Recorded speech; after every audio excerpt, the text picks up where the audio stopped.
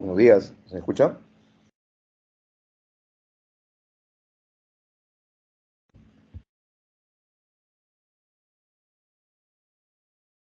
Y algo Sí, se le escucha, profesor. Ok, perfecto, muy amable. Voy a compartir pantalla entonces.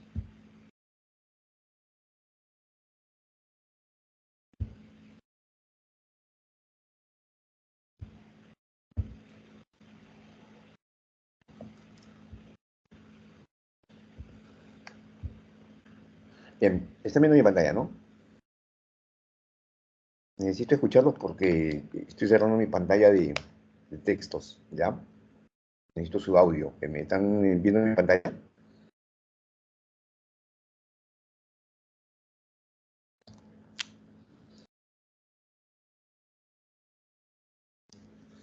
¿Me pueden confirmar?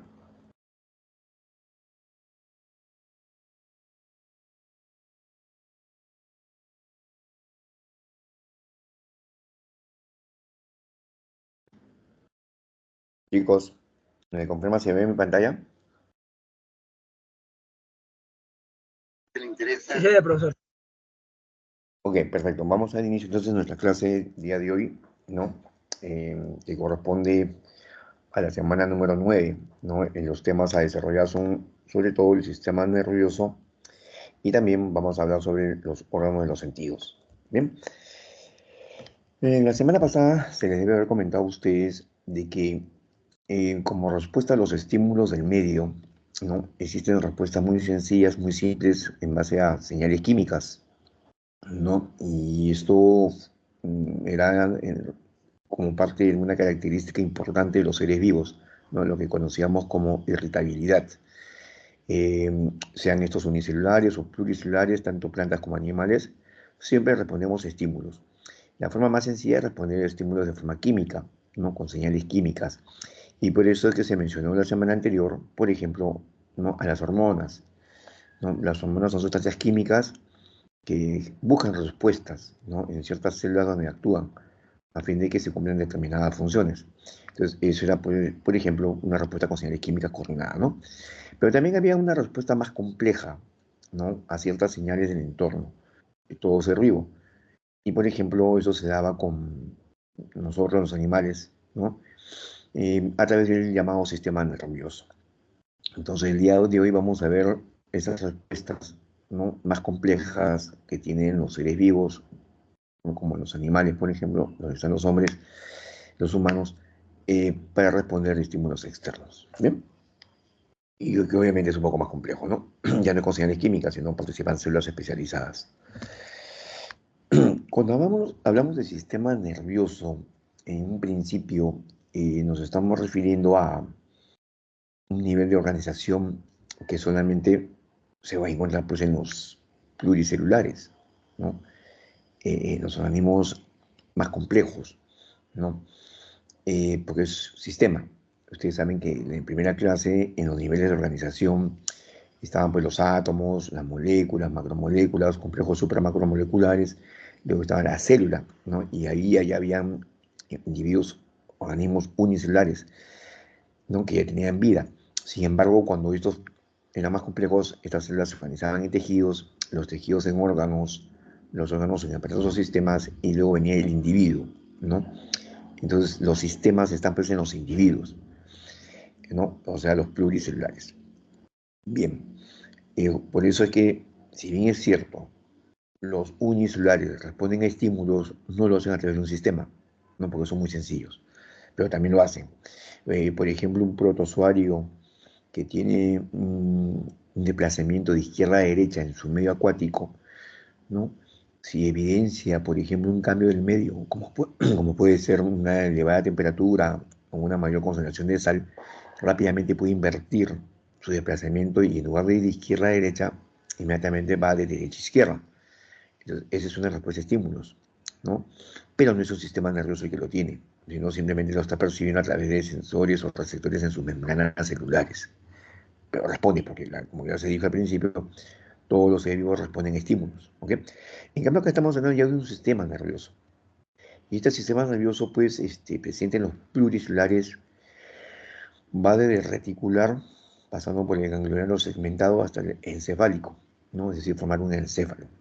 Por ejemplo, hay organismos animales muy sencillos como son las esponjas, ¿no? Los llamados poríferos que ustedes pueden visualizarlo acá a la izquierda, ¿no?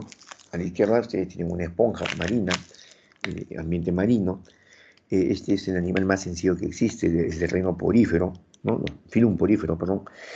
Y estas esponjas, a pesar de que son pluricelulares, ¿no? Las células que lo constituyen no forman tejidos, ¿ya?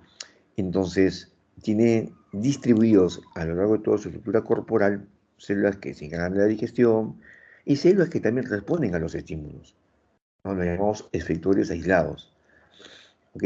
Entonces, no forman un tejido, no están en un conjunto agrupadas, pero están esparcidas a lo largo de toda su estructura corporal, ¿ya? Entonces, no tienen un sistema, ¿no? Porque ni siquiera llegan al tejido, pero hay células especializadas en responder a los estímulos del medio. De tal manera que, por ejemplo, si ingresa el agua en una dirección, ante cierto cambio del medio, ¿no? El agua sale en otra dirección justamente para que este organismo pueda, pues, adecuarse a ese cambio del medio, ¿no? Pasando a otro grupo de animales, están las hidras, que es lo que ustedes están viendo acá en esta fotito con fondo negro al medio. Las hidras, por ejemplo, presentan, ¿no? En toda su estructura corporal, ¿no? Unas redes nerviosas, ¿no? Se forman unas redes que si ustedes hacen una observación al microscopio, lo ven como lo ven, está acá, una malla, una red nerviosa, ¿no? Tienen puntos de intersección muy importantes para que respondan a los estímulos de medio, que también pueden ser, pues, cambios en la temperatura, concentraciones de sal, que son los cambios más notorios en un medio acuático, ¿no? Y hay unas pequeñas celdas que participan allí, denominadas de alguna manera protoneuronas, ¿no? Unas células primitivas, ¿no? De respuesta a los estímulos, ¿ok? Y igual pasaría pues en los celenterios, ¿no? Las medusas, por ejemplo, ¿no? Las células son los nidarios, ¿no? Las medusas son los celenterios. Igual, acá está la foto de la medusa, ¿no? Sin embargo, en la esquemita que está a la derecha, se puede visualizar, ¿no? Cómo está constituida esta red nerviosa, ¿no? Teniendo inclusive células llamadas fotorreceptoras, ¿no?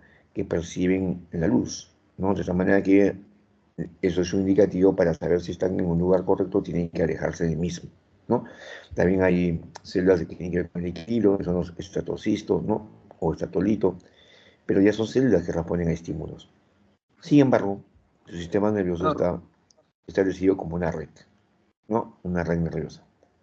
Entonces, a estos dos grupos, dos filos de animales, niarios y celenterios, donde están las hienas y medusas respectivamente, se dice que tienen un sistema nervioso reticular, ¿no? Por la red que forman, o en todo caso difuso. ¿Bien? Lo que es importante Profe, entender aquí, ¿sí? Te escucho, tenía dime. una duda ahí. Es, Sí, tanto en la hidra y en la medusa, ¿los dos tienen fotorreceptores o solo la medusa? no, las medusas. Ah, solo las medusas. Medusas. Sí, justamente lo que estoy mencionando es eso, ¿no? A eso iba. Que tú estás viendo acá tres filum, ¿no? De animales más sencillos, que son los animales más simples que tenemos en el reino animal, que son los acuáticos, ¿no? A la izquierda están los príferos, a la derecha arriba están los cnidarios y abajo están los celenterios. Pero lo importante que están en estos tres filum que estás observando en este momento, en esta diapositiva, es de que cómo se va haciendo complejo el sistema nervioso. Pasar de células aisladas a luego pasar en las siglas a redes, pero con pequeñas células primitivas llamadas protoneuronas, y luego en las medusas están las mismas redes, pero ahora ya hay receptores, ¿no? En este caso receptores de la luz, ¿no? Y también células que tienen que ver con el equilibrio. O sea, en la medida que el organismo se va haciendo un poquito más complejo, su sistema nervioso también se va haciendo un poquito más complejo, ¿no? Y eso es lo que siempre se ha visto en todos los reinos de los seres vivos, que mientras más sencillo es un ánimo, más sencillas son sus funciones y sus partes, sus estructuras. En la medida que se va haciendo un poquito más complejo y muchas veces aumentando el tamaño, ¿no? También sus estructuras o sus sistemas o su coordinación se hace más compleja, ¿no? Por eso es que vemos en las medusas ya presencia de fotorreceptores, ¿no? Ahora, acuérdate que las medusas, las células están fijas a un sustrato a veces, ¿no? En cambio, las medusas no, ¿no? Entonces ya se desplazan. Y eso requiere pues digamos, una serie de factores más importantes porque están cambiando constantemente de sus medios, no están a la espera de que el medio cambie, ¿te das cuenta? ¿Mm? Y si seguimos avanzando en, digamos, la complejidad de los seres vivos, pasamos ahora, por ejemplo, a los platelmitos. Los platelmitos son los gusanos planos, ¿no? Es otro filum platelmito. Uno de los representantes más conocidos, como ustedes lo pueden ver, es la planaria, ¿no? La planaria es este animalito que tiene toda la forma de, ¿no? Que ustedes ven aquí, media amarilla, marroncita clara, ¿no? La planaria. En esta planaria, que es un platanito, un plano, ¿no? Que, dicho sea de paso, en la clase de reino animal se van a manifestar todas las características que los clasifican, ¿no? Pero aquí vemos, por ejemplo, que en lugar de una red nerviosa, que lo antecedía con los linearios y silenterios, aquí vemos algo muy importante, ¿no? Que hay dos cuerdas nerviosas longitudinales, ¿no? Que están a ambos lados, ¿no? Es decir, que están ordenadas de manera paralela y de forma longitudinal. Y en diferentes partes de estas dos longitudes de la cuerda nerviosa, ¿no? Hay cuerdas nerviosas transversales, ¿no? Que van uniendo justamente a estas dos cuerdas longitudinales. Y en la parte cefálica de este platanito, ¿no? Se va a establecer un ganglio cefálico. O sea, que se está generando un centro de coordinación, ¿no? Entonces ahí te das cuenta de cómo va evolucionando este sistema nervioso, en la medida que se va evolucionando, ¿no? A los organismos vivos, ¿no? En este caso los animales. ¿Sí? Aún así sigue siendo primitivo, ¿no? Pero ya se le comienza a llamar ya no sistema nervioso reticular o difuso, sino se le debe llamar ahora sistema nervioso ganglionar, ¿no? Sobre todo por la presencia de este ganglio cefálico importante que se hay en la parte cefálica del animal, ¿no? En la parte anterior. Si seguimos pasando un poquito con organismos un poquito más complejos, entramos al filum de los anélidos, ¿no? Los gusanos anillados, ¿no?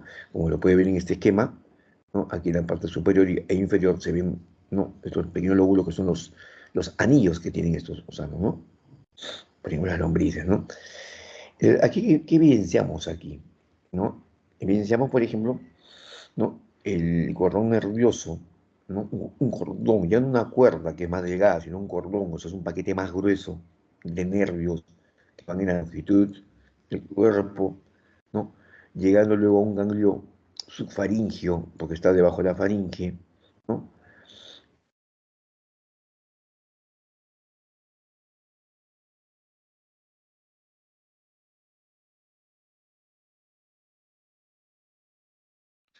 Ahora sí me escuchan.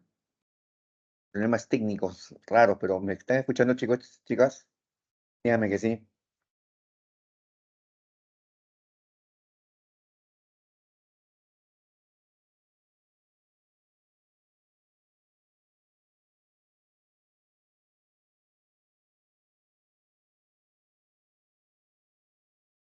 ¿Me pueden oír?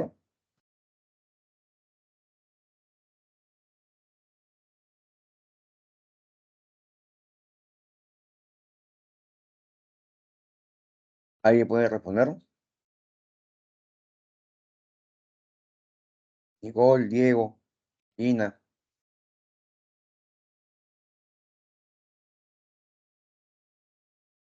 Brian, Piero, Carla, Coraima, ¿me escuchan?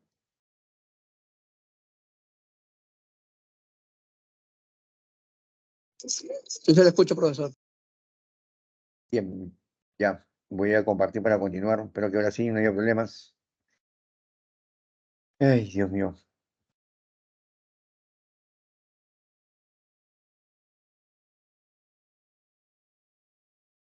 Bueno, creo que nos quedamos aquí. ¿Algo así? ¿Estamos bien? ¿Ahí me responde si nos quedamos aquí? Fue más atrás, profe. ¿Ahí? Sí. Bien, ya.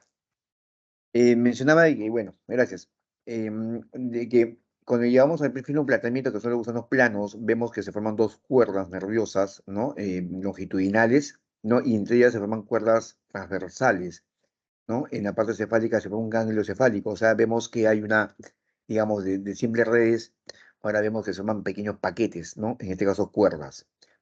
En el caso del filum anélidos, ¿no? Que son los gusanos anillados, vemos que ahora hay un cordón nervioso. Y entre una cuerda, un cordón, el cordón es más grueso, o sea, quiere decir que hay mucho mayor cantidad de fibras, ¿sí o no? ¿No? Donde vemos un ganglio cerebroideo, ¿no? Que pareció un cerebro con muchas terminaciones sensoriales que son las que perciben los cambios externos. Entonces, ya de un ganglio cefálico, ahora hablamos de un ganglio parecido a un cerebro, ¿no? Quien comanda todo. En los filoartrópodos, que son los animales articulados, vemos más bien, ¿no? Que hay ahora ganglios en pares, ¿no? En cada segmento de la longitud del animal, ¿no? O sea, que como que se va haciendo cada vez un poco más complejo el sistema nervioso, ¿no? Hay ganglios cerebrales, ¿no? Ya no cerebroideos, que son parecidos a un cerebro, sino son cerebrales ya, son pequeños cerebros primitivos, ¿no? Los cordones nerviosos, los ganglios transversales, ¿no? Y con bastantes nervios periféricos que son sensoriales, que reciben estímulos, y también motores, que son los que responden a los estímulos. O sea que vemos que en estos invertebrados, ¿no? En la medida que el animal se hace un poquito más complejo, el sistema nervioso también lo es, ¿no? También se va haciendo complejo. Luego pasamos a un sistema de ganglionar, no, era ganglionar, pero acá hay una variante en cuanto a los moluscos, ¿no? Comparado con los cefalópodos, que es el pulpo, el calamar, la pota, ¿no? Que tienen ganglios viscerales, ganglio pedio o pedial, un ganglio cerebral, ¿no? ¿No? Vemos que en el caracol, por ejemplo, ¿no? Hay un ganglio cerebroideo, ¿no? Pero hay muchos receptores aquí. Por ejemplo, hay un osfradio, que es un quimioreceptor, percibe señales químicas, un ganglio visceral, que tiene que ver con toda la parte, digamos, de las vísceras del animal, otra célula encargada del equilibrio, que es el estatocisto, ¿no? Hay un ganglio pedal, ¿no? Que tiene que ver con su estructura de locomoción. Hay un tentáculo táctil, que es mecanorreceptor, ¿no? Hay un ojo vesicular en las puntas de sus antenas, que son fotorreceptores. Comienzan a haber mucho más receptores comparado con, por ejemplo, lo que es el cefalópodo, ¿no? A pesar que ambos son moluscos, ¿no? Pericaracol, que es un animal de cuerpo blando, pero con caparazón, tiene esas variantes, ¿no? Pero sigue siendo ganglionar, ¿no? Porque sigue habiendo ganglios, ¿no? Aquí y acá, como hemos mencionado. Luego pasamos a los equinodermos, al filum equinodermos, donde está la estrella de mar y los erizos de mar. Este es un sistema nervioso muy particular, justamente por la morfología de estos animales, ¿no? Por ejemplo, la estrella de mar es un animal pentarradial, ¿no? Tiene sus pies ambulacrales, y rodeando el esófago hay un anillo, el anillo nervioso, que emite hacia cada pie ambulacral, ¿no? Los nervios radiales, ¿no? Los nervios radiales, justamente. Aquí vemos una fotografía más clara, ¿no? Este es el conector Petro, que está en el esófago, ¿no? O en este caso es el nivel del anillo oral, y están los pies ambulacrales, ¿no? Y a través de estas ampollas ambulacrales, ¿no? Pasa el nervio radial, ¿no? Y acá estaría un corte transversal de un esquema del erizo de mar, ¿no? Donde vemos que tiene su anillo también, y hacia cada lado de su flujo corporal, ¿no? Salen pues los nervios radiales, ¿no? Entonces, en este caso se habla que es un sistema nervioso radial, ¿no? Por la particularidad que tiene de acuerdo a la morfología de estos animales. Pero estos son invertebrados, ¿no? ¿Qué pasa en los vertebrados? En los vertebrados nuestro sistema nervioso se hace dorsal, ¿no? Está hacia la parte de la longitud del cuerpo hacia atrás, ¿no? No está hacia el pecho, sino está hacia la espalda, ¿no? O el lomo en algunos animales, o también conocido como encefálico. ¿Por qué se llama encefálico? Porque tiene el encéfalo. Mucha gente cree que el encéfalo es el cerebro, ¿no? Pero realmente no es así, ¿no? El encéfalo principalmente está formado por el cerebro, pero además tiene lo que se conoce como el tronco encefálico, unas tres estructuras pequeñas, ¿no? Que lo constituyen, donde está el mesencéfalo, el llamado puente de Barolio y el bulbo raquídeo, ¿no? Todo esto es el tronco encefálico, y que se continúa con lo que sería la médula espinal. Y entre el tallo encefálico y el encéfalo, hacia atrás, en la parte occipital, está el cerebelo, ¿no? Que tiene que ver con el equilibrio. Y nuestro queridísimo Pedro Suárez Vértiz tuvo una enfermedad rara que atacaba justamente el bulbo raquídeo, ¿no? El bulbo raquídeo comanda algunas funciones, por ejemplo, que tienen que ver con cierta musculatura que habla, que permite hablar, ¿no? Que fue lo que primero que se le afectó, ¿no? Es una enfermedad degenerativa, ¿no? Esto se va dañando de a pocos con el tiempo, se va degenerando, y le afectó primero el habla, y se dice que últimamente le afectaba hasta para comer, ya no podía ni comer, ¿no? O sea, estaba sufriendo demasiado. Bueno, a este nivel se dio. El cerebelo es muy usado para el equilibrio y en épocas pasadas, cuando la policía quería atrapar a un delincuente y las balas costaban mucho y no las gastaban así nomás, te mandaban un golpe karateca en la base de la nuca del cerebro, ¿no? Golpeando el cerebelo y inmediatamente uno se caía al piso, ¿no? Por la pérdida del equilibrio. Nuestro sistema nervioso encefálico, ¿no? Está protegido por los huesos, para que vean qué tan sensible es. Es así que toda esta parte del encéfalo está dentro del cráneo, ¿no? Y la médula espinal está dentro de la columna vertebral, ¿no? Y aún así, a veces, para ciertas actividades, por lo mismo que es sensible, y aún así el hueso no ayuda, a veces se requiere ciertas protecciones adicionales. Por ejemplo, cuando uno maneja bicicleta, scooter, moto, tiene que estar con casco, ¿no? Patina inclusive, ¿no? Y cuando va en autos, inclusive el cinturón de seguridad, justamente porque el problema está de que un movimiento muy brusco del cuerpo puede hacer que uno se desnuque, ¿no? Y pierda comunicación. Comentaban, y no me escucharon, pero decía de que en épocas pasadas las películas se hacían en base a los cómics.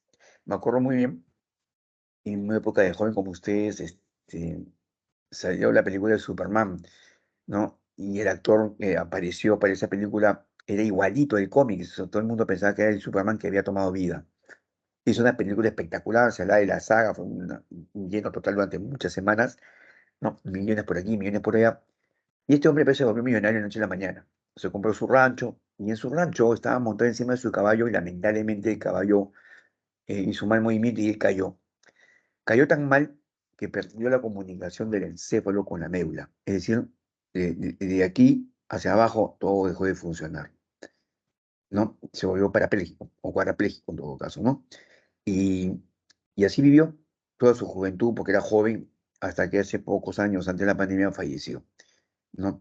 Lamentablemente ya no pudo hacer la secuencia de películas y todo fue porque no supo caer, ¿no? Por eso es importante cuidarse, a pesar que está dentro del cráneo, la columna vertebral, una mala caída, no hacer un giro adecuado, no importa si te rompas el brazo, pero que no te dañes el sistema nervioso, puede conllevar pues a daños irreparables, lamentablemente, ¿no? En el cráneo, el encéfalo recibe justamente los nombres de la zona craneal, ¿no? Por ejemplo, está el lóbulo frontal, el lóbulo occipital hacia atrás, hacia arriba está el lóbulo parietal y más abajito está el lóbulo temporal, ¿no? Justamente con la ubicación de los huesos del cráneo. Lo que pasa con la médula, ¿no? La médula tiene vértebras cervicales, vértebras torácicas o dorsales, vértebras lumbares y sacras, y también así se le llama la región de la médula espinal, como lo vamos a ver un momento más.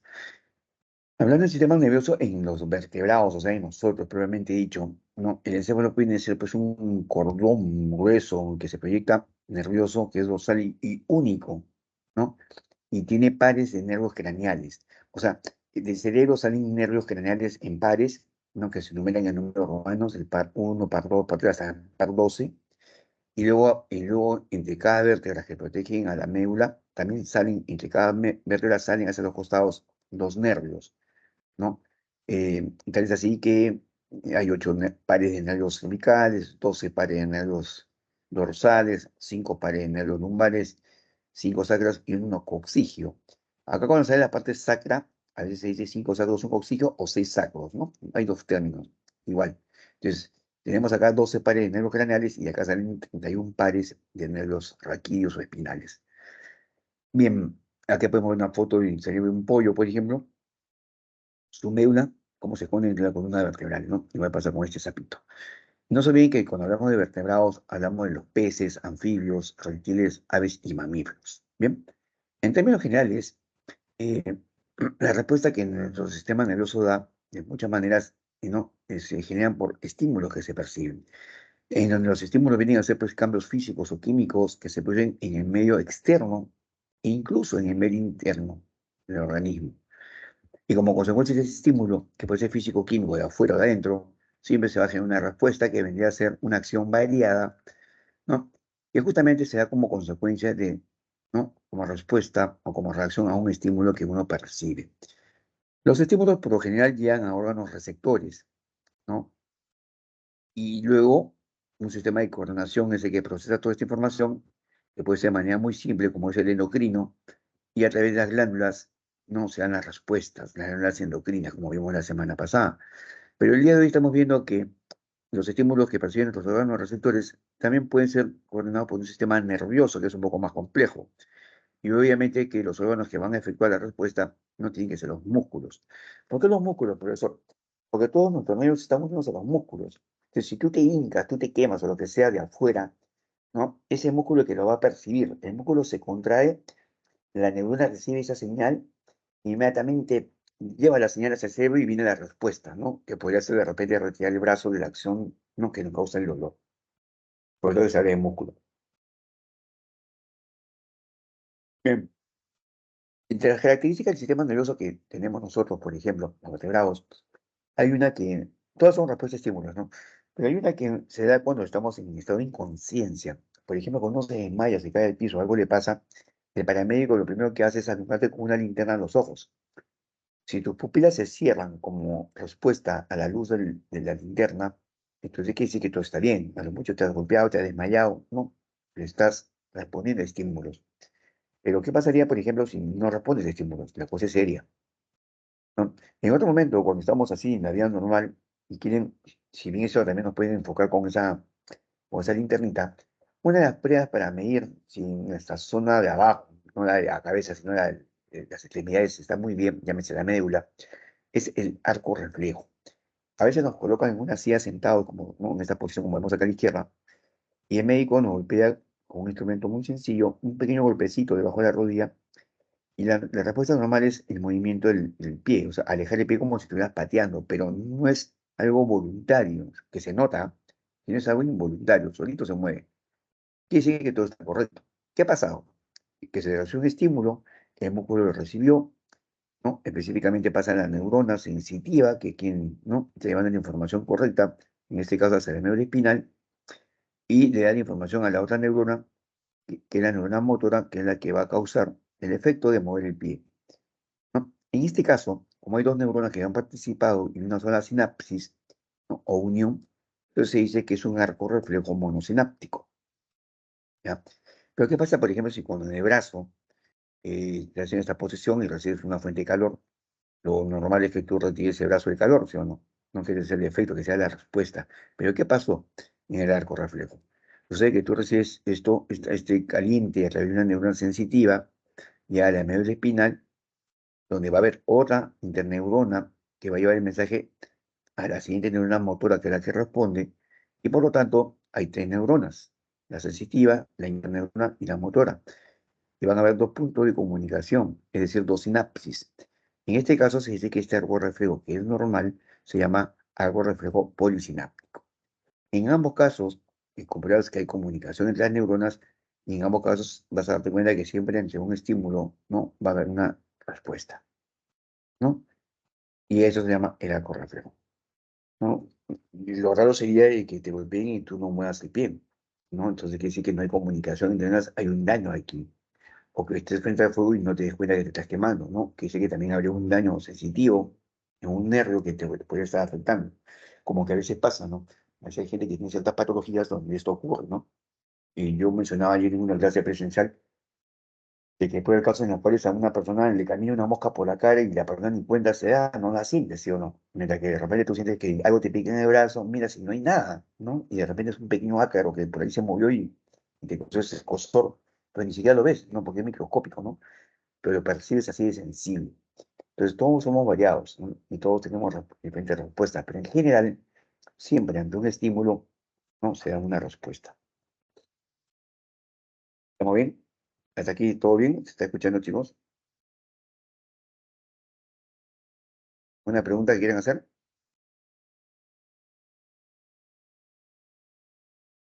¿Está todo bien? ¿Me dicen que está todo bien, por favor?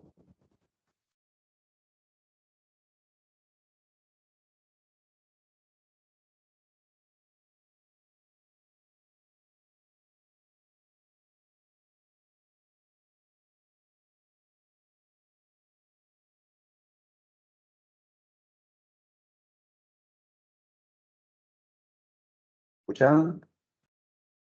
¿Todo bien? ¿Se entiende hasta ahorita? Opinen, los escucho para seguir continuando.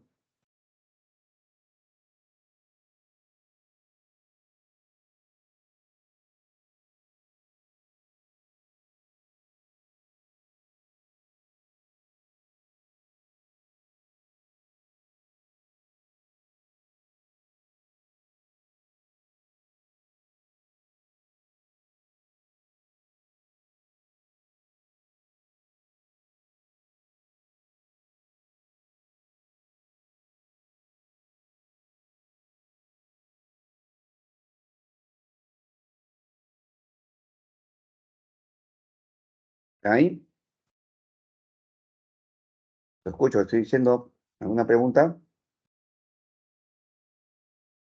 Profesor, todo bien.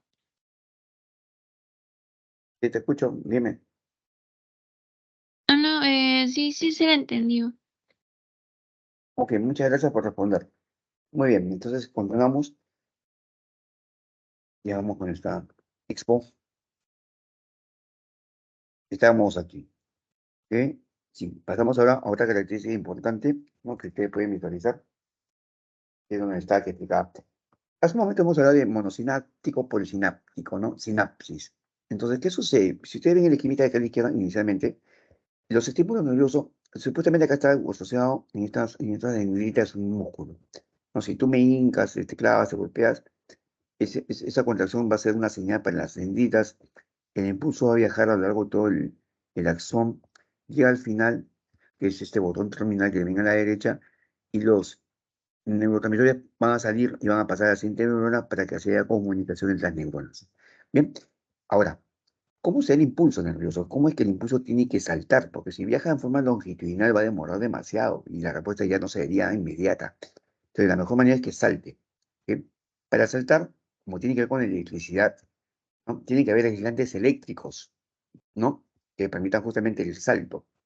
Los aislantes eléctricos que están en el axón de la neurona es la vaina de mielina, ¿no? Que ustedes lo ven acá de amarillito, acá abajo. ¿Ok? Y la vaina de mielina son discontinuas, dejan espacios. Esos espacios, que es donde justamente va a saltar el impulso, son los llamados nódulos de Rambier, ¿no? Nodos o nódulos de Rambier, como acá lo están viendo en el neurona del medio, ¿no? Entonces, cuando llega un estímulo nervioso, para que salte por esos espacios y genere la liberación de los neurotransmisores a través de la sinapsis como una siguiente neurona, tiene que haber un cambio energético. Me explico. La neurona en condición normal tiene cargas negativas en su interior y cargas positivas por afuera. ¿Eso qué significa? Que la neurona está polarizada. ¿Ya? Hay una polarización, porque está en estado de reposo. Entonces, para que la chispa eléctrica pueda saltar, ¿no? Como los juegos de los carros chocones, carros eléctricos, los carros chocones, ¿no han visto? Tienen ahí un techo lleno de electricidad y tiene una antena que va chocando, ¿sí o no? ¿No? Cuando apagan la llave y se apaga la energía de arriba, en los carritos chocones no se mueven, ¿sí o no? Igual pasa con el impulso nervioso. Entonces, para que salte, tiene que haber un cambio de energía en el axón. Pero si adentro es todo negativo y afuera es todo positivo, ¿cómo es que va a haber un cambio? ¿No? ¿Quién me puede responder? ¿Qué generaría el cambio en el axón y rompería con esa polarización y por lo tanto haría que en ciertas zonas el axón se vaya despolarizando? ¿Quién creen ustedes que causa esa despolarización?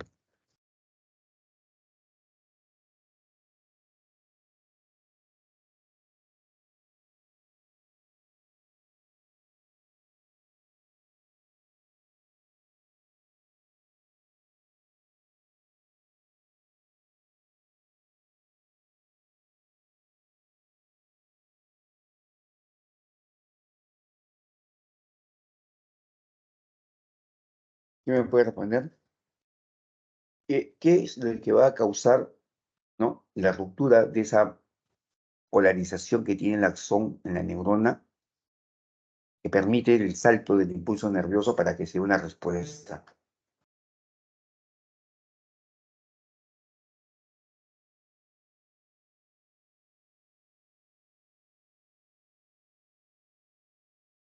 ¿Quién me puede responder?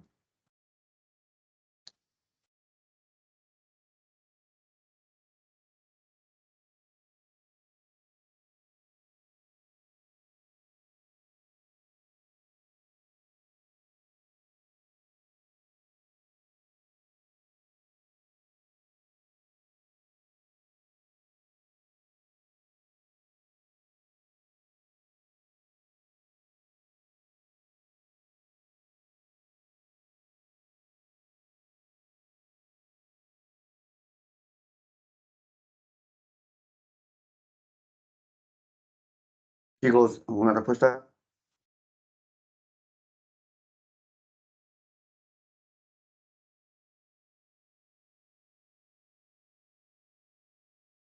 ¿Ah? Porque si me responden, les cuento un dato bien interesante.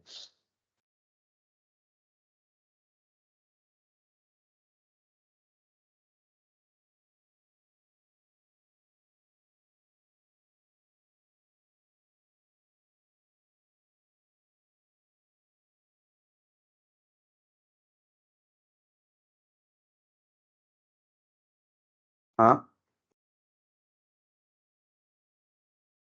¿Los escucho?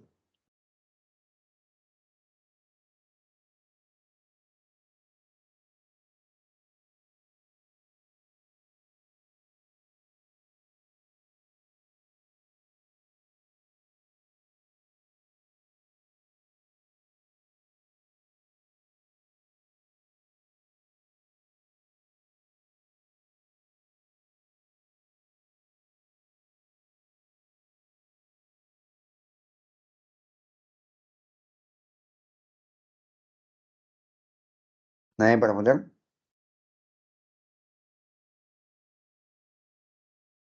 Keila, Diego, Adox, Sori, Piero, Carla, Ivonne.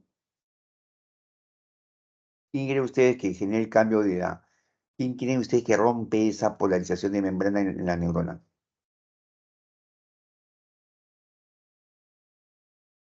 ¿Mm?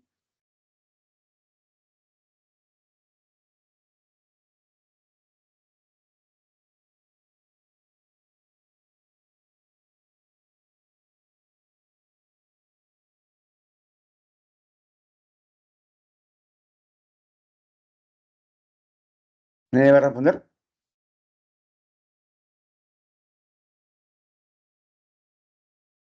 ¿Me están escuchando, no?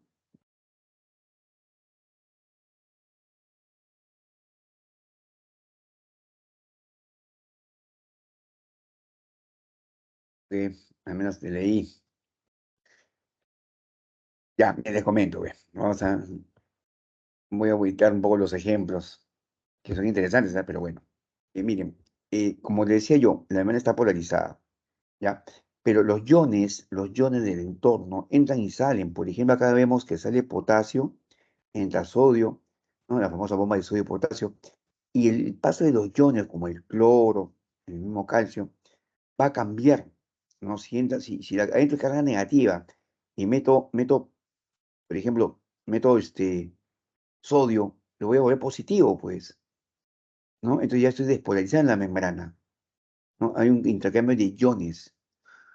Entonces, de la manera que va a haber un pedazo, un segmento que se cambia de carga y el impulso aparece allí.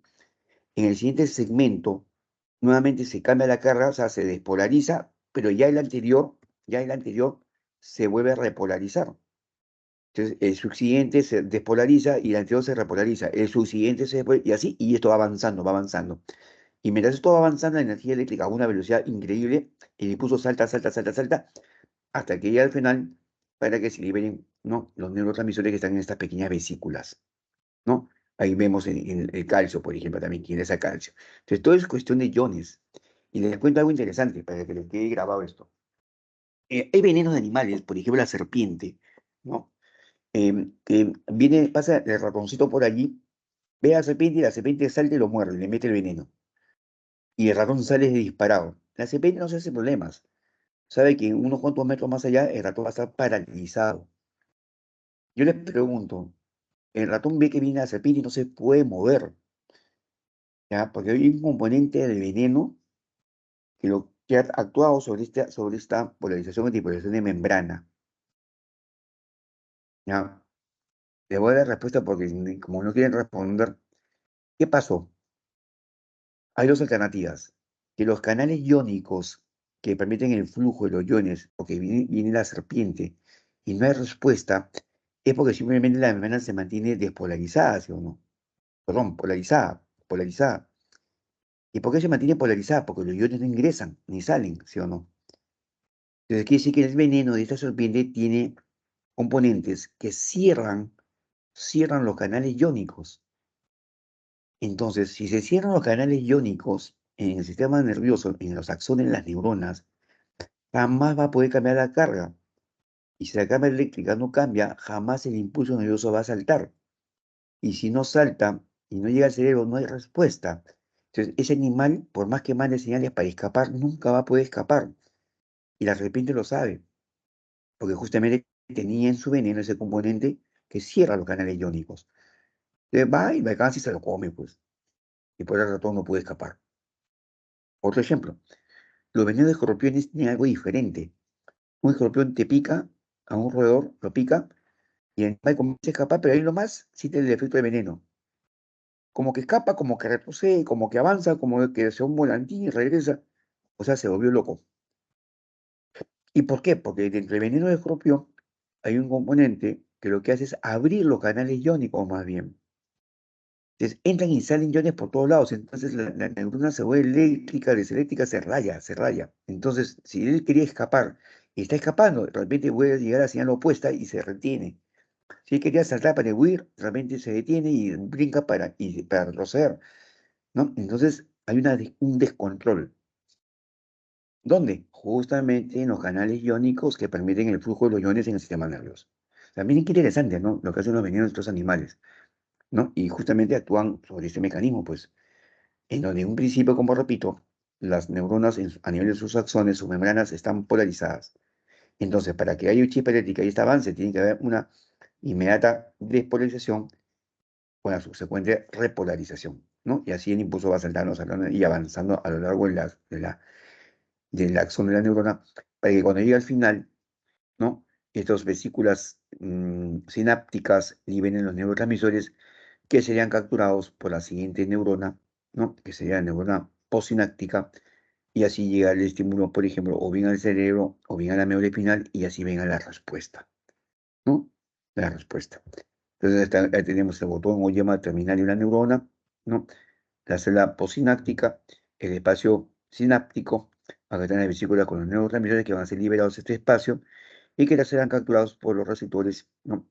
Del neurotransmisor que tiene la siguiente neurona, y así pasa el impulso de una célula a la siguiente con el propósito de tener respuesta. ¿Cómo es el sistema nervioso en humanos? Miren, en un principio el embrión tiene lo que se conoce como el tubo neural. Un tubo, es un tubo, ¿no? Cuando se está formando el embrión es un tubo, ¿ya? Este tubo tiene un origen embrionario. El embrión en nosotros tiene 3 capas: ectodermo, mesodermo y endodermo, ¿ya? Em, de la hoja llamada ectodérmica, que es la superficial, se deriva el sistema nervioso, ¿ok? Se forma, ¿no? El tubo neural, les decía. En la medida que el embrión se va desarrollando, el tubo neural sufre la formación de unas vesículas primarias, ¿no? Se forman como unas protuberancias de esta forma, ¿no? Y tal y cual lo muestra en esta figura, ¿ok? De tal manera que a la vesícula, digamos, anterior, se le ha llamado prosencéfalo. Hay una pequeña media que no va a cambiar a lo largo del desarrollo embrionario, que es el mesencéfalo. Y la otra, que tiene la forma de un rombo, se llamará romboencéfalo. Y la parte lineal es lo que se llama médula espinal, que tampoco va a cambiar nunca. Entonces, hay dos estructuras que se van a mantener igual que hacia el final. Es la médula espinal, hasta el final del desarrollo embrionario, hasta el nacimiento y hasta la muerte inclusive. Y luego el mesencéfalo, que tampoco va a cambiar, que está en este color celestito, ¿no? Bien. En cambio, el prosencéfalo se va a subdividir en vesículas secundarias, donde se va a evidenciar una anterior llamada telencéfalo, y la que queda sería el diencéfalo. Por lo tanto, a partir del prosencéfalo se origina el telencéfalo y el diencéfalo. Como dije, el mesencéfalo se mantiene igual. Y del romboencéfalo, ¿no? Se va a subdividir en dos estructuras llamadas metencéfalo y mielencéfalo, ¿ok? Entonces vemos que el tubo neural va sufriendo cambios, ¿no? Y ahora está a nivel de vesículas secundarias, ¿no? Que se han originado obviamente a partir de las primarias. Pero ¿qué origina este telencéfalo ya cuando, ¿no? El sistema nervioso se está formando definitivamente? El telencéfalo forma los hemisferios cerebrales, llámese al cerebro, ¿no? O su lado izquierdo y hemisferio derecho. El diencéfalo formará el tálamo y el hipotálamo. estructura sobre todo el hipotálamo muy relacionada al sistema endocrino que lo vieron la semana pasada. Es el centro de conexión con el endocrino. El mesencéfalo que se mantiene igual va de origen al propio mesencéfalo. Los origen nunca cambia, no y forma parte del tronco encefálico, ¿se acuerdan? En cambio, el metencéfalo, ¿no? Que parte del rombo, va a formar el puente de Barovio y el cerebelo, ¿no? El puente de Barovio es el otro componente del tronco encefálico y el cerebelo es lo que tiene que ver con el equilibrio. Y finalmente, del mielencéfalo, ¿no? Se va a originar el globo raquídeo, ¿no? Entonces, tanto del mesencéfalo y romboencéfalo se forma el tronco encefálico y del prosencéfalo se forma el cerebro, ¿no? En pocas palabras, porque la médula se mantiene igual, ¿no? Es así como tenemos todas estas partes componentes de nuestro sistema nervioso central, ¿no? Y que viéramos aquí, ¿no? Aquí está. Entonces, esto tiene origen primero del ectodermo, a partir de vesículas primarias y luego de vesículas secundarias, ¿no? Esto lo originó el prosencéfalo, es el mesencéfalo, y todo esto de acá lo originó el romboencéfalo, ¿no? En pocas palabras. Bien, en nosotros, además de la embriogénesis de nuestro sistema nervioso central, ¿no? Porque así se llama, nos damos cuenta que nuestro sistema nervioso pues tiene un encéfalo, ya sabemos que es el cerebro, el tronco encefálico y el cerebelo, y una médula espinal. A estos componentes es lo que se conoce como el sistema nervioso central. Del encéfalo van a salir mencionados antes nervios craneales. Están en números romanos y son 12, pares, siempre en pares.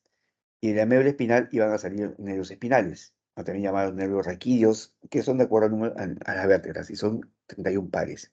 Bien, los nervios craneales van a constituir el llamado sistema nervioso somático, y los nervios espinales el sistema nervioso visceral. ¿Ya? Y este sistema nervioso somático va a la piel, al músculo esquelético, llámese el músculo que está pegado a los huesos.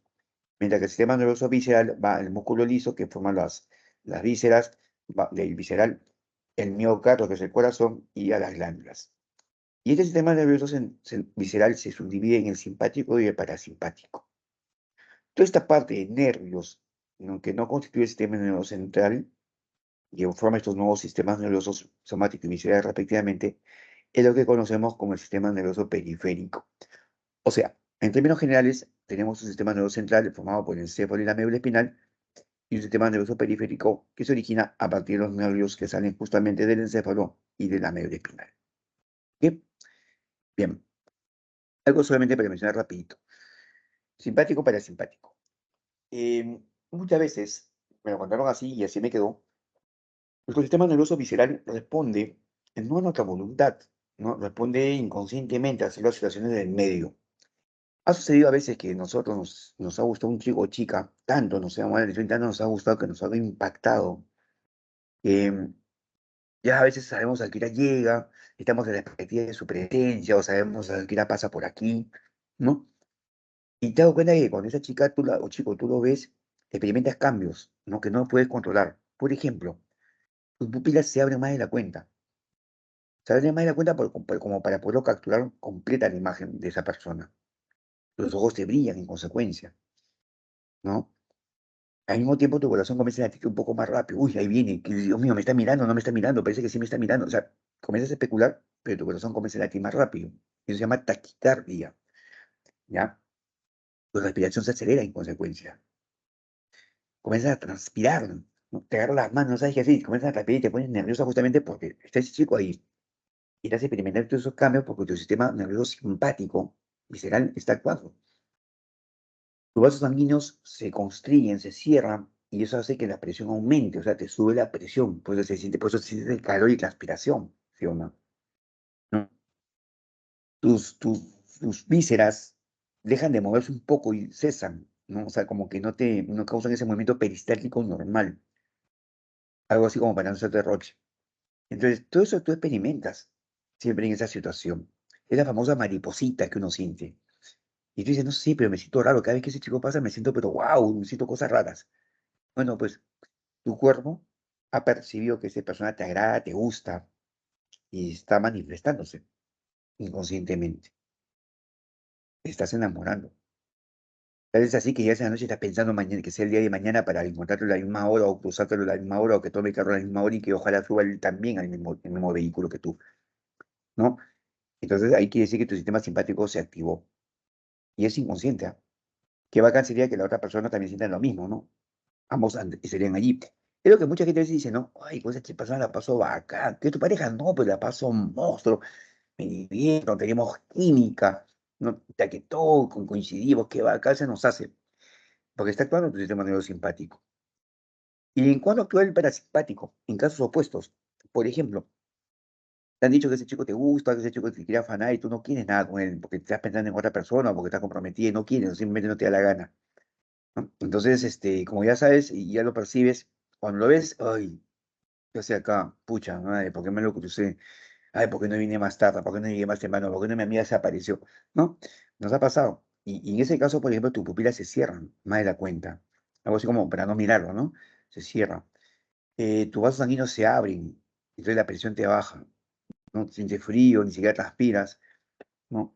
Tu corazón se hace mucho más lento, sus latidos cardíacos, entras en una bradicardia, ¿no? Tu respiración se hace más lenta, algo así como, ay, qué aburrida que estoy, mejor me voy a mi casa, quiero dormir, ¿no? Y, y obviamente, ¿por qué? Porque tu sistema parasimpático se ha activado, ¿no? Inconscientemente. No sé por qué ese chico me cae, pero la verdad que no sé por qué, pero no me he hecho nada, pero no sé, no lo quiero ver, no sé, no sé, no sé. Claro, inconscientemente tú has llevado cosas a tu cerebro, o sea, uno solito mete información al cerebro de manera inconsciente y bueno, pues tu sistema nervioso periférico, sobre todo el visceral, comienza a actuar, ¿no? Tú puedes ver a una persona que te mira y si ves que esos ojos le brillan y sus pupilas están abiertas, esa persona está enamoradísima de ti, tú lo tienes impactado. Quizás no lo dice porque siente temor, ¿no? Pero eso sucede, ¿no? A veces no sé por qué, ¿no? Hay gente que tiene pareja, ¿no? La quiere aparentemente, pero tiene su mejor amigo, aunque la pasa súper bacán, con su mejor amiga, ¿no? Corren, se divierten, hacen locuras. No, eso te está diciendo, pero tú no quieres aceptar, que esa es la persona indicada, quizá. Pero como te he dicho que tiene chica, o como que te he dicho que tú no le gustas, que te quiere comer mal, entonces tú te bloqueas, ¿no? Pero si tu cuerpo te está dando señales es por algo. Tu cuerpo ha detectado que esa persona te mueve el piso, ¿no? Y ahí las famosas, maripositas en el estómago. Inclusive en el parasimpático, tus movimientos peristálticos se comienzan a incrementar y comienzas a sonarte el estómago, ¿no? Y la persona que tú quieres evitar te dice, oye, ¿qué te suena? Y tú malamente le dices, oye, mejor aléjate porque te puede atacar, ¿no? O sea, pues son cosas que se dan, pero responde justamente a este sistema nervioso periférico y tipo visceral, ¿no? La parte que me he manifestado simpática y todo lo opuesto es el parasimpático. Bien, hablemos de nuestro nervioso sistema nervioso central. Yo mencioné hace un momento de que, ¿no? El encéfalo está formado por el cerebro, ¿no? El tronco encefálico que tiene pues al mesencéfalo, puente barolo y bulbo raquídeo, y también está el cerebelo, y luego la médula. A nivel cerebro, yo mencioné también de que a esta zona que tiene que ver con el hueso frontal se llama el lóbulo frontal, a la que tiene que ver con el hueso occipital se llama lóbulo occipital, a la que tiene que ver con el hueso parietal se llama lóbulo parietal, y a la que tiene que ver con el lóbulo temporal, no, con el tímpano, la zona del hueso temporal, está pues el lóbulo temporal, ¿no? El cerebro, que es la parte importante del encéfalo, tiene esta forma de acá lobulada, ¿no? Porque no es un sólido, pues, ¿no? Son los pequeños pliegues que hay, ¿no? No, pliegues que tiene, porque así es medio lobulado, como por aquí creo que lo pueden ver, ¿no? Ahí está, el recontra lobulado, ¿no? Este, las zonas están acá, y este cerebro tiene dos partes, el lado derecho y el lado izquierdo, llámese el hemisferio izquierdo y el hemisferio derecho, ¿ok? Acá está por abajo el cerebelo, que tiene el equilibrio, ¿no? Aquí está en el medio, digamos, el hipotálamo, ¿no? El tálamo y el hipotálamo. Y obviamente ahí se asocia pues, la hipófisis, que es una glándula, ¿no? endocrina, hay ventrículos o espacios llenos, hay plexos, ¿no? Acá luego está la protuberancia y el bulbo raquídeo, que es el tronco encefálico, ¿no? Y se continúa con la médula espinal que está dentro de las vértebras. Esa es la ubicación que tiene nuestro sistema nervioso central. ¿Ok? En una época, ¿no? Se hablaba de que la mujer tenía más desarrollado el hemisferio derecho del cerebro. ¿Y esto por qué? Porque en nuestro cerebro hay zonas, hay áreas del lenguaje, la visión, la memoria, el razonamiento, la parte crítica, la personalidad, el arte culinario, la danza, el baile, qué sé yo. Entonces, se vio que las mujeres tenían más desarrollado el lado derecho del cerebro. Entonces se creyó de que la mujer nacía con ese hemisferio más desarrollado y por eso tenía la capacidad de cocinar y bailar y hacer toda la parte artística comparada con los hombres. Pero se ha demostrado que eso es mentira, no es que nazcan así. Si bien es cierto, ahí están estas zonas, el cerebro se va desarrollando de acuerdo a lo que tú haces, a lo que te gusta hacer. Hubo un estudio que se hizo, por ejemplo, con gente, taxistas, esos taxistas de verdad, que tú le preguntas un lugar y en segundos te dan una tarifa, no piensan mucho porque ya ubicaron la distancia, el gasto de gasolina y la ganancia. Pero también hay veces que tomas taxi y te dice, ¿pero dónde queda eso? Más o menos, ¿por dónde es? ¿Cuánto paga? ¿No? Ese taxista no conoce, pues. El estudio se hizo con el primer grupo de gente y cuando se vio su cerebro, se vio que en una zona tenían una dilatación del cerebro. Nuestro cerebro en la parte de afuera tiene lo que se llama la sustancia gris o la corteza cerebral y la parte interior grande es la sustancia blanca. La parte pensante está en la sustancia gris. Entonces, esta sustancia gris de estos taxistas estaba dilatada en una zona y esto llamó la atención. Luego se cogió gente, esa gente que tiene una guitarra y cuando te escucha una canción te sacan las notas musicales, ¿no? Lo que se dice que tienen oído a la música, no todos lo tienen. Y también se hizo ese estudio con esa gente y se vio que tenía otra zona del cerebro también dilatada. Entonces, allí es donde se demuestra esta llamada neuroplasticidad y se comprueba de que no es que el cerebro crezca desarrollándose un hemisferio más que el otro, una zona más que la otra, sino que las mismas personas que tienen una actividad que les gusta hacer, desarrollan esa zona del cerebro.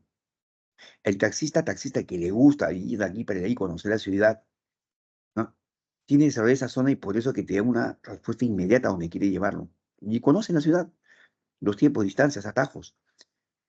Esa persona que le gusta la música y le encanta sacar notas musicales, también tiene desarrollado esa zona porque le encanta hacer eso. Y como la desarrolla, acuérdense de la teoría del uso y desuso, la desarrolla mucho más. Entonces, cuando salió de Albert Einstein, él tenía toda la corteza, toda en general, más dilatada. Y uno dice, oye, o sea, todo le gustaba, sí, pues todo le gustaba, pero en un principio él no la tenía dilatada. ¿Por qué? Porque la misma historia cuenta que él en el colegio era una bestia, ¿no? O sea, el pata salía desarrollado en todo, pero la fue desarrollando con el tiempo. Entonces, si nosotros hiciéramos una placa radiográfica de nuestro cerebro, no vamos a buscar pues un cerebro perfecto como la imagen que vemos allí, sino queremos que una de nuestras zonas esté más desarrollada porque hay algo que estamos haciendo que nos gusta. ¿Ustedes creen que Messi, Ronaldo juega porque por jugar? Juegan porque les gusta jugar. Y haciendo lo que les gusta ganan plata. Y lo hacen con tantas ganas que se cuidan su cuerpo. Miren a Ronaldo. ¿Sabe lo que come, los ejercicios que hace, el gimnasio que tiene en su casa? Me parece un profesional. ¿Sabe que esto a los 40 años ya no va a tenerlo? Pero va a tener los millones para vivir 1000 años sin trabajar y haciendo lo que les gusta. Es lo ideal. Muchas veces nosotros hacemos cosas que no nos gustan. Muchas veces elegimos una carrera que papá, mamá presiona porque papá es médico, mamá es médico, quiere que tú seas médico. No, papá, mamá, tío, tu abuelo son abogados, quiere que tú seas abogado. Y lo puedes hacer, que sea por la influencia externa, pero no es lo que te gusta, ¿no? Entonces uno tiene que hacer lo que le gusta. Yo he hecho una vez una pregunta así en clase, y había un chico que quería ser médico, pero cuando le preguntaba qué pánico le tenía en la medicina, me dijo que no podía ver sangre, le da miedo. Entonces yo decía, pero ¿cómo? O sea, ¿le gusta o quiere hacer medicina por la familia o porque le da plata? Porque si no te gusta ver sangre y te sientes mal, entonces ¿cómo vas a ser médico? ¿No? Algo incompatible, ¿sí o no? O el abogado, el chico que quiere ser abogado, la chica que quiere ser abogado, pero es más temeroso para hablar, donde un abogado tiene que ser una persona perspicaz, incisiva, modesta, que te esté preguntando y cuestionando por todo, que pregunta cada rato. Entonces, no, este tiene pinta de abogado, este va a ser un buen abogado, no un buen litigante, decimos. O esa chica quiere ser enfermera, pero no tiene ni paciencia. Cuando una enfermera pues tiene que soportar que un paciente le cambie ese pañal y te vuelve a orinar, te defeque, que te vomite, porque eso es lo que sucede con las enfermeras.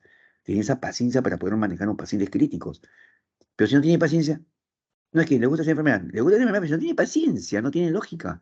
O sea, va a ser algo que no le gusta. No es que le pagan bien. Bueno, pues, entonces estás haciendo cosas que te pagan, pero no son cosas que te gustan. Entonces, el desarrollo de las zonas del cerebro, ¿no? Se hacen y crecen por lo que tú lo llevas a cabo. Y cuando tú llevas algo a cabo, ¿no? Generalmente es porque te gusta. Y eso que tenemos que buscar, chicos, nosotros. Hacer las cosas que nos agradan, no lo que papá, la sociedad, la familia diga, los amigos digan. Y en mi época todo el mundo quería que sea médico. Perdón, todo el mundo quería que sea arquitecto. Y dije, pero quiero ser médico. No, ya hay tal en la familia que es médico. ¿Y a mí qué me importa? Mi hermana, en mi época, ¿qué vas a estudiar? Derecho. No, ¿cómo vas a estudiar Derecho? ¿No? Las mujeres no estudian, las mujeres tienen que ser secretarias, lo mucho. Ah, sí, chicos, en mi época. Sin embargo, hasta el día de hoy se mantiene eso. Y mi hermana es una espectacular abogada, ¿no? Entonces, hagamos cosas. Yo puedo ser biólogo, me encanta enseñar, pero también me encantan las matemáticas. Pues, me vacío con las matemáticas. Y ahorita viene un vecino y me pregunta que le explique pues, álgebra, le explico, me encanta. Uno, que me hace repasar y segundo, que me mantiene activo. Al cerebro hay que tenerlo activo siempre, porque nos damos cuenta que el cerebro siempre se puede desarrollar. Metamos la información que queramos. Si ahorita ustedes ingresan a la universidad, ¿no? En poco tiempo, en los primeros años tienen tiempo suficiente para estudiar un idioma o dos idiomas, háganlo. Tienen esa capacidad que después se hace más pesada, porque el cerebro absorbe información. Y si lo haces porque te gusta, con mayor cantidad de ganas, mejor todavía, pues, porque esa zona de tu cerebro la vas a desarrollar más. Acá no es cuestión de que hago lo que me dicen, lo que me da más plata. Sí, todo el mundo busca eso. Pero si tú quieres ser panadero y quieres ser el mejor panadero, pucha, qué bacán, vas a vivir feliz haciendo lo que te gusta y que lo vas a hacer mejor y de repente tus retribuciones se vienen. Miren, hoy día los grandes chefs son varones. Todos los chefs que salen en televisión, famosos en el mundo entero, son varones. ¿De dónde está que nacían con el hemisferio izquierdo más grande que el derecho y por lo tanto no podían serlo? Ha sido cuestión de decisión. Yo en pandemia aprendí a cocinar y me encanta, por ejemplo. ¿Por qué no? Hoy hay mujeres abogadas, presidentas, ministras, qué bacán, ¿no? Entonces, ese mito de que se nace así ya no existe. Uno lo genera de acuerdo a lo que tú haces, ¿no? Y que te gusta hacer. No se olviden de eso. Bueno, vamos a entrar con la parte inicial del cerebro para luego continuar porque ya les va a tocar su descanso, ¿no? Si no me equivoco. Este, ¿no? ¿Qué es? O ya pasó el descanso. Se pasó, ¿no? Bueno, vamos a seguir entonces. El cerebro, ¿no? El cerebro es la parte principal del encéfalo. ¿Ok? El cerebro tiene estas estructuras, estos pliegues, pero tiene uno muy conocido que subdivide la parte frontal de la parietal, que se llama cesura de Rolando. Y hay una, porque no es un bloque sólido, y una ¿no? que separa la parte frontal de la temporal, que es la cesura de Silvio. Y una más pequeñita, llamada parieto occipital, porque justamente separa la zona parietal de la parte occipital. No son las células principales. Acá están los hemisferios que mencionaba, ¿no? El cuerpo calloso que une ambos hemisferios, ¿no? La parte frontal, que tiene que ver con la personalidad. Por ejemplo, un golpe aquí, una manipulación aquí te puede cambiar la personalidad totalmente, como ya se ha descrito muchas veces en muchos casos, la famosa lobotomía que se hacían antes en la Segunda Guerra Mundial. Y vemos, por ejemplo, que en la zona izquierda, ¿no? Está en el hemisferio izquierdo, está mm, el centro del habla, ¿no? De la escritura para los gestos, el razonamiento, ¿no? En la parte de la ciencia, el área del lenguaje, el cálculo matemático, ¿no? Mientras que en el lado derecho pues está pues el análisis táctil, ¿no? Uno de la habilidad que uno tiene con las manos, está la imaginación, ¿no? Está la parte artística, ¿no? El cálculo matemático también. Entonces, esas son las zonas, pero no porque a ti te gusta una, no te puede gustar la otra zona del otro lado. ¿No? Yo hago ciencia, por ejemplo, ¿no? Pero me gusta muchísimo también el cálculo matemático. Entonces tú puedes desarrollar las zonas que tú quieras desarrollar. Si bien es cierto, está descubierto dónde están las zonas, uno las desarrolla de acuerdo a cómo te gusta hacerlo y lo puedes hacer, ¿no? Lo puedes hacer. Acá está lo que mencionaba, ¿no? El lóbulo frontal de color verde, el lóbulo occipital en verde más claro, más oscuro está el lóbulo parietal y el lóbulo temporal, ¿no? Están las cisuras más marcadas. Acá se puede ver el área motriz, ¿no? El movimiento de la escritura, el área psicomotriz, el centro del lenguaje, la área psicoauditiva, psicovisual, ¿no? Sensitiva, esas son las áreas. Por eso es que cuando uno tiene una lesión en el cerebro, porque te ahogas y no te das oxígeno, o porque digamos, te reventó un vaso sanguíneo, un aneurisma y no dio oxígeno y las células se mueren, si bien es cierto, puedes vivir, ¿no? Porque te reaniman y vives, pueden haber zonas que ya se dañaron, ¿no? Yo tuve un alumnito, por ejemplo, en un momento determinado de que Y en un momento se cayó al piso, se desmayó, comenzó a convulsionar. Me llevaron al hospital y meses después me enteré que él había tenido un aneurisma, se reventó un vaso sanguíneo, perdió sangre y en una zona no llegó oxigenación. Cuando lo vimos meses después, él no podía hablar muy bien, ¿no? Se le había dañado el centro del lenguaje, por ejemplo, ¿no? Aquí. Lamentablemente nadie puede estar no, libre de esos accidentes. Bien. Luego está pues el tálamo hipotálamo, ¿no? En esta zona de acá, en la parte donde está conectado a la hipófisis, que es la glándula pineal, ¿no? Del sistema endocrino. Esta parte de acá grande es el cerebelo, que tiene células conocidas como las células de Purkinje. ¿M? Acá está pues el tallo cerebral, ¿no? La protuberancia, el bulbo raquídeo, que es la zona que se afectó a nuestro amigo Pedro Suárez Vértiz, que le causó los daños que ha tenido, y ahí viene la médula espinal, ¿no? El hipófisis es una parte endocrina, ¿no? Que está unida al hipotálamo, por eso que hay una relación entre el sistema nervioso con el sistema endocrino, ¿no? Aquí está el cuerpo calloso, que unía los hemisferios, ¿no? Ese es el hemisferio, pues esa es una mitad. El lado izquierdo, no, el lado derecho. En este caso sería el lado derecho. Hay una cosa bien loca, ¿no? En el cerebro mencioné yo que la parte de la corteza, la parte superficial es la sustancia gris y todo el medio es la parte blanca.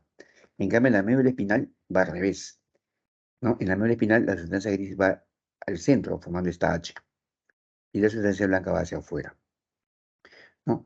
Desde acá está el tronco encefálico, ahí viene la médula espinal que está dentro de la columna vertebral, ¿no? En la parte final está el famoso raquis o cola de caballo, ¿no? Un mechón de nervios, ¿no? Está dentro de las vértebras, ¿no? Pero de cada vértebra salen los nervios, ¿no? Y acá tenemos un pequeño corte, ¿no? De la médula, ¿no? Por aquí pasa por esta parte de la vértebra en sí. Este es el disco intervertebral que evita, ¿no? Que evita que los huesos choquen entre sí. Y hacia los costados salen los nervios raquídeos, ¿no? Hacia los costados. ¿No? Por cada espacio intervertebral, ¿no? Van a salir los nervios raquídeos, ¿no? Que son estos, por ejemplo, ¿no? En donde por un lado viene la parte sensitiva y por otro lado, como vimos en el arco reflejo, sale la parte motora, ¿no? Este es un surco medio, que está en la parte delantera, y este conducto es el epéndimo, ¿no? Y pues la H que forma la sustancia gris, ¿no? Donde esta es el asta sensitiva y el asta motora, ¿no? Que es la que emite la respuesta. En la parte del sistema nervioso periférico, decía que los nervios canales son 12 pares. Acá está el par 1, el par 2, los dos están en esta relación. Acá se ha separado por cuáles son sensitivos, o sea, cuáles reciben estímulos, cuáles responden los llamados motores y cuáles tienen ambas acciones, ¿no? El primer par de nervios se llama olfatorio, ¿no? Se ocupa de la olfacción, es sensitivo. El segundo es el nervio óptico, tiene que ver con la visión. El tercero es el nervio motor ocular común, tiene que ver también con el movimiento del ojo. El par craneal llamado patético tiene que ver, al igual que la actividad, con el movimiento del ojo. El quinto par craneal es el trigémino, que tiene que ver con sensaciones de la piel facial, masticación. El sexto par es el motor ocular externo, tiene que ver con el movimiento del ojo hacia afuera. El séptimo par es el facial, se encarga de las expresiones faciales y el gusto, tiene que ver con cuando estás amargo o contento, ¿no? Todo eso que salía en tu publicidad ese señor Talazo, el medicamento para el estómago. El octavo es el par acústico, que tiene que ver con el equilibrio y la audición. El noveno par craneal es el glosofaringeo, tiene que ver con la dilución, el gusto y la sensación de sed. El décimo par craneal es el llamado vago, tiene que ver con el control de las vísceras. El onceavo par craneal es el espinal, que tiene que ver con el movimiento de la cabeza. Y el 12 par craneal es el hipogloso, que tiene que ver con movimientos relacionados con el habla, ¿no? Si algo nos falla aquí, y es en base a un nervio, se dice que es algo periférico, ¿no? Es algo muy específico. En cambio, en el caso de los nervios raquídeos o espinales, como yo decía, hay zonas, ¿no? Se acuerdan la columna vertebral, cervical, torácica, lumbar, sacra, ¿no? Y acá aparece la coxilla que mencionaba. Y vemos que hay 8 pares de nervios cervicales, en parejas, todos son en pares siempre. Hay 12 dorsales, 5 lumbares, y acá ven, se dice 6 sacros, ¿no? Pero a veces son 5 sacros y un coxigio, ¿no? Tengan cuidado siempre en esto. O son 6 sacros o 5 sacros más un coxigio, ¿ya? Porque le puede venir ambos, no ambas se mantienen. Antiguamente se mencionaba más 5 sacros y una coxigia, hoy se suele mencionar 6 sacros, pero a veces es casi lo mismo, ¿no? Modas nada más.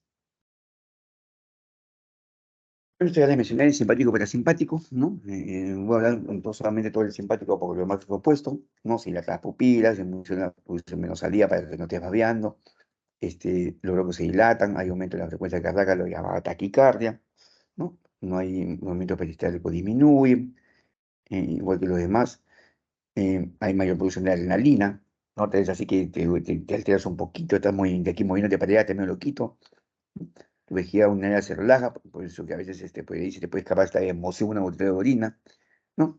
Y estás capacitado para tener hasta un orgasmo, ¿no? Que es la máxima sensación de placer en la vida sexual. Todo nuestro sistema nervioso está rodeado de tres capitas, ¿no? Llamadas meninges. Para afuera está la dura madre, para adentro está la pia madre y en el medio está el aracnoides.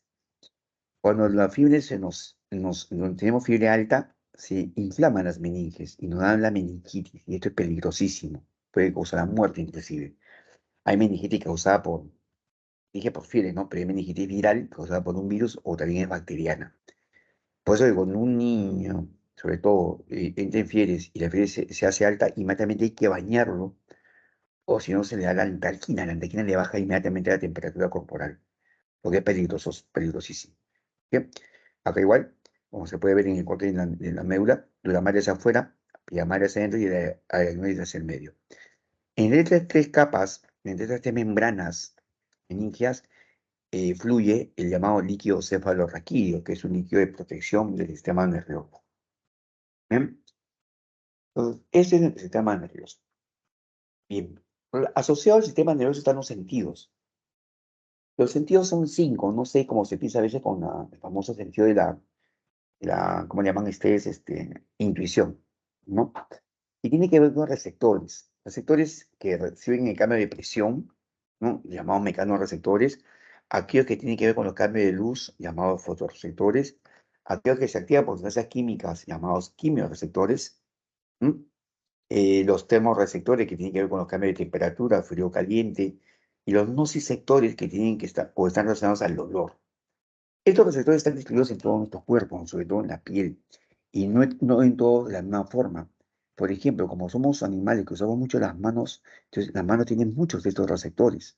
Bueno, por eso sentimos un frío caliente, sentimos el frío del hielo, o una gaseosa helada, sentimos el arroz cuando te cortas o te raspas, ¿no? Es decir, sentimos todo, porque realmente en las manos están digamos, distribuidos estos receptores. Pero en otra parte del cuerpo no. Por ejemplo, en los codos no hay receptores. Por eso que tú te peñicas el codo, ¿no? Y no te duele, porque no hay receptores que perciban nada, ¿no? Los receptores se han puesto nombres según se fueron descubriendo. Por ejemplo, tenemos el corpúsculo de Krauss, que es un termorreceptor relacionado a la temperatura. El corpúsculo de Meissner, que es un mecanorreceptor, tiene que ver con cambio de presión, ¿no? Y la forma que tiene. Está también el corpúsculo de Pacini, que es otro mecanorreceptor, el corpúsculo de Ruffini, que también es otro mecanorreceptor, los discos de Merck, que son también mecanorreceptores, y terminaciones nerviosas que están casi en la superficie, que son pues nociceptoras, ¿no? Que son las que perciben el olor, el ardor cuando te cae el sol, cuando te raspa con la pared, lo que sea, ¿no?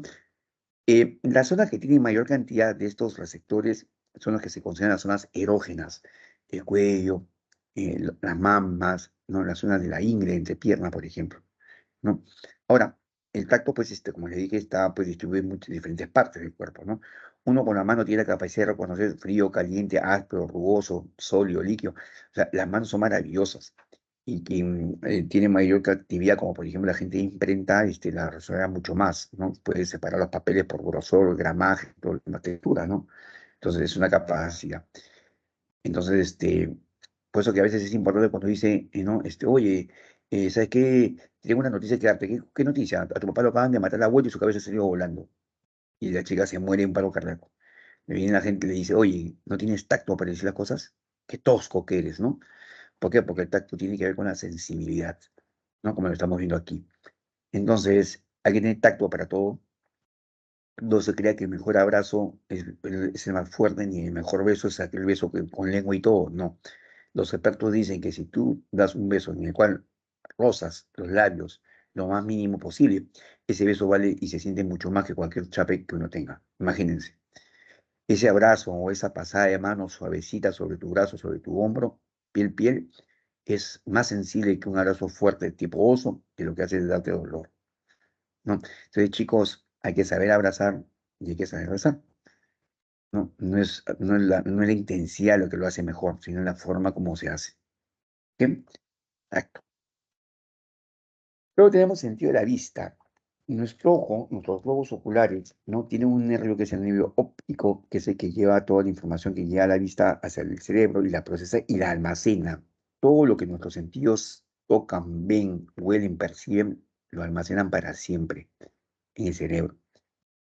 Por eso que a veces decimos, oye, esa persona yo la he visto antes, ¿dónde la conozco? ¿Dónde la conozco? Y estás buscando en tu cerebro, en tu, ¿no?, disco duro, ¿dónde la conociste? O alguien que te pasa la voz y dice, ¿quién era? ¿Quién era? ¿Quién era? ¿Quién era? ¿Quién era? Es porque estás buscando en tu cerebro, ¿no?, dónde está esa persona y la asocias a un evento, a un lugar y te acuerdas de ella. Bueno, nuestro globo ocular tiene estas partes, donde la parte importante que es la córnea, ¿no? Luego tenemos en el interior a la retina, ¿no? Que es donde se va a enfocar la imagen. El ojo tiene receptores, células receptoras que son los conos y bastones, ¿no? Que te transforman en un cono y es un bastón, ¿no? Tienen terminaciones nerviosas, son las células especializadas en esto. Se dice que los conos nos permiten ver a colores, ¿no? Y ahí está pues, presente la hidroxina, la cianoxina, cloroxina, rhodopsina, ¿no? Para ver los colores. Mientras que los bastones nos permiten ver en oscuridad. Profe, nosotros no vemos de noche, no, oscuridad. Cuando hay un apagón y se va la luz en tu casa y no ves nada, los primeros 2 o 3 minutos, cuando entras a la adaptación del momento, 5 minutos después, 6 minutos después, ya comienzas a ver sombras, ¿no? Y ya te puedes ubicar y poder caminar. Eso es gracias a los bastones que están, pues, aquí, ¿no? En esta parte interior del globo ocular. Bien, cuando una imagen llega al ojo, ¿no? La imagen llega y choca con la retina, ¿no? Y pasa al nervio óptico, la imagen que llega al cerebro. Obviamente llega al revés y después se vuelve a voltear, ¿no? Se hace en derecha. Pero sucede que hay personas que tienen el ojo más angosto, entonces la imagen va a irse hacia atrás. O hay personas que tienen el ojo más grande, ¿no? Y la imagen se queda antes de la retina. Entonces, la mejor manera es usar los lentes correctores que hacen que la imagen justamente se ubique en la retina y pueda llegar al nervio óptico para poder visualizar en el cerebro, ¿no? Eso es lo que hacen los lentes. Aquellas personas que para ver cierran y abren los ojos constantemente es porque en la córnea hay irregularidades que hacen que la imagen que tú estás viendo en un momento se enfoque bien, en otro momento se enfoque antes o en otro momento se enfoque después. Entonces, al mover tú tus ojos, cerrar y abrirlo, lo que estás haciendo es estirar tu ojo y angostar, ¿no? Y hacia arriba o hacia abajo, ¿para qué? Para que la imagen pueda chocar y puedas tú visualizar. Una cosa es ver lo que está pasando y otra cosa es observar, ¿no? El observar es algo más profundo, tiene que ver con la concentración. Por eso que el primer paso del método científico era la observación, aunque no es el único sentido, pero es la observación. No se ven ustedes que todo entra por la vista, todo entra por la vista, ¿sí? Las imágenes, las situaciones. Entonces, de tal manera que eh, cuando uno va a una reunión o conoce a alguien por primera vez, esa primera impresión es la que va a quedar grabada. Si tú fuiste con chancletas, con poli, así te vieron la primera vez, así después te pongas terno, saco, corbata, ya no, esa primera imagen quedó grabada. Entonces hay que tener mucho cuidado cuando uno va a una primera cita, una primera reunión, ¿no? Cómo quiere, ¿no? Y cómo se manifiesta, porque eso es lo que va a quedar grabado para siempre. Todo lo que tú ves queda grabado en el cerebro y lo puedes evocar, ¿no? De tal manera que puedes reconocer caras, gestos, lugares, ¿no? Si que observas. Si ves y no hay concentración, simplemente no te vas a acordar de nada, ¿no? Hay gente que dice, estoy estudiando, pero no, he leído 20 hojas, pero no. Si no hay concentración, no sirve de nada. Como ahora mismo, muchos pueden estar viendo imágenes, viendo las imágenes que tengo, ahí hay una más, pero hay uno que está analizando y viendo cuál es arriba, cuál es el abajo. O sea, estás observando, estás dando mayor concentración. Otro sentido es de la audición, ¿no? Nuestro oído tiene 3 partes. El oído externo, que es el pabellón auricular, llámese la oreja. El oído medio, que es hasta donde a veces no te limpias con el hisopo. Y luego viene el oído interno, que está en la parte interna, que cuando se inflama o entra agua te duele demasiado porque está cerca del cerebro, ¿no? El pabellón auricular o la oreja lo que hace percibir son ondas que viajan, ¿no? Y que llegan con los sonidos en forma de ondas, llegan a tu interior, se introducen, pasan por el conducto medio, oído medio, y luego llegan al tímpano, ¿no? Para así llegar al nervio auditivo, ¿no? Y pasar al cerebro, ¿no? Acá abajo vemos los nervios auditivos y unos hilos que persiguen a las ondas sonoras, ¿no? Longitudes de ondas diferentes que van llegando a nosotros. Y eso hace que también quede grabar información, ¿no? La información que percibimos por los oídos, música, sonidos, voces, queda grabado. Por eso que a veces tú puedes escuchar por el teléfono la voz de alguien que te llama de un número desconocido y tú reconoces la voz y dices quién es. O tú puedes estar en tu casa despertándote y de repente escuchas que alguien vino de visita y al escuchar la voz te das cuenta que tu madrina vino de visita. O a veces te pueden poner el inicio de una canción y te das cuenta de qué canción es y la reconoces como los juegos que hay en la televisión, ¿no? Entonces todo esto porque tenemos una memoria muy importante. Igual, una cosa es oír y otra cosa es escuchar. Escuchar es cuando pones atención, como de repente muchos de ustedes lo están haciendo ahorita en esta clase. Otros simplemente están oyendo y ahí va a quedar. Luego tenemos el olfato. Todo lo que llega a nuestro nariz pues, son sustancias químicas, ¿no? Que van a llegar al bulbo olfatorio, que está dentro ¿no? al interior de las fosas nasales, donde hay neuronas multipolares, las cuales van a estar conectadas a las células olfatorias, ¿no? Que son las que van a llevar información al cerebro, ¿no? Entonces, y esto también queda grabado, por eso que tú a veces dices en un sitio, esta colonia es tal, qué rica colonia, yo también lo usaba, o huele a tal persona, ¿quién ha venido en la casa, no? O huele a arroz chaufa, o huele a pollo, al lomo saltado, o huele a pollo a la brasa, ¿no? Y que otros animales lo tienen mucho más desarrollado. Inclusive hay un momento en que el olfato está asociado al gusto, y cuando tú estás resfriado, pierdes el sentido del olfato y pierdes el sentido del gusto. Yo particularmente cuando estoy resfriado es el día que como las comidas que no me agradan, pero que sé que son buenas. Como no siento el sabor, ¿no? Y es también la razón por la cual a veces cuando queremos tomar un jarabe feo, nos tapamos la nariz, ¿no? Entonces, todo lo que percibimos por la nariz, no, por el sentido del olfato también queda grabado en nuestra memoria. Todo, todos los aromas. Por eso reconocemos bebito, hombre, mujer, reconocemos el olor de papá, de mamá, de tu mascota. Imagínate el perrito, ¿no? Cómo reconoce mucho más que nosotros mismos. Y finalmente está el sentido del gusto, ¿no? Que tiene que ver mucho con la lengua, en la cual hay una serie de papilas gustativas que determinan pues las sensaciones que nosotros percibimos de un alimento. Por ejemplo, acá a la derecha ven la lengua, en la punta está la forma de reconocer lo que es los dulces, a los costados los salados, más atrás el ácido, ¿no? Al medio está el umami, que lo van a buscar ustedes, y hacia atrás está el amargo. El picante no es un sabor, ¿no? Es una irritación, entonces no es un sabor. Después de cuando lleva un alimento a la boca, lo bueno es que pase por toda la lengua para poder describir realmente el sabor que tiene. No solamente probarlo con la puntita, ¿no? Hay muchas papilas gustativas que tienen según su forma, son fungiformes, ovaladas, foliadas o filiformes, ¿no? A veces tomamos algo caliente y nos dañamos las papilas gustativas, pero lo bueno es que se recuperan al poco, ¿no? A los pocos días, ¿no? Y cuando nos quemamos la lengua, pues simplemente no sentimos los sabores a veces, ¿no? Hay una conexión, como decía, entre el gusto y el olfato, ¿no? Que se vio muy notoriamente con los pacientes que han tenido COVID, ¿no? Algunos han quedado muy sensibles de ello, ¿no?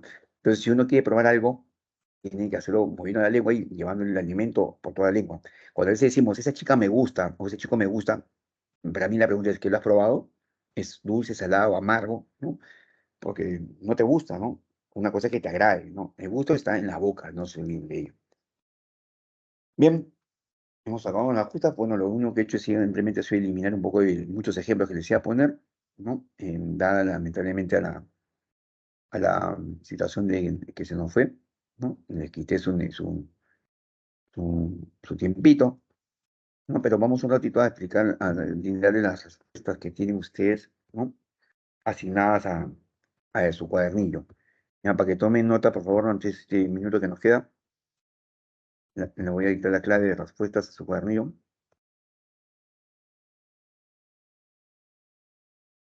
A ver, la 1 es, déjeme ver,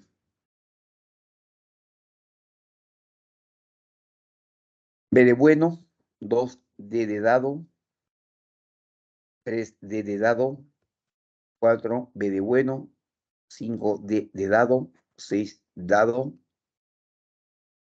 7 bueno, 8 enano, 9 dado, 10 bueno, 11 dado, 12 bueno, 13 dado,